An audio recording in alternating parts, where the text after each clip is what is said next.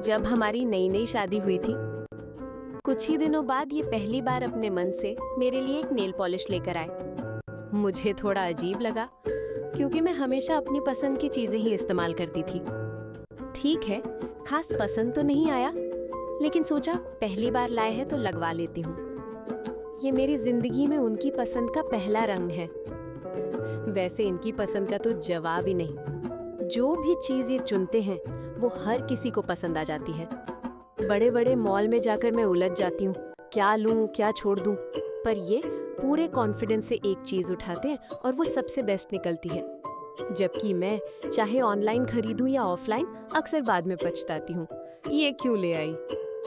इसलिए अब मैं हर बार इन्हीं को कहती हूँ, तुम पसंद कर दो। और देखते देखते आज हमारी शादी को 25 साल होने वाले हैं। धीरे धीरे उनकी पसंद मेरी आदत बन गई।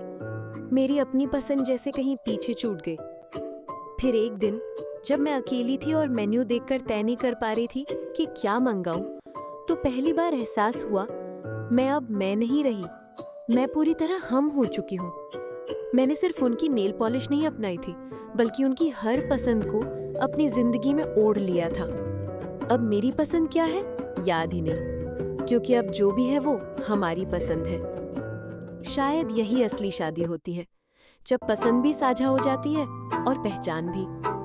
धीरे धीरे खुद को किसी और में खो देना और फिर भी खुद को पूरा महसूस करना, शायद यही मोहब्बत है।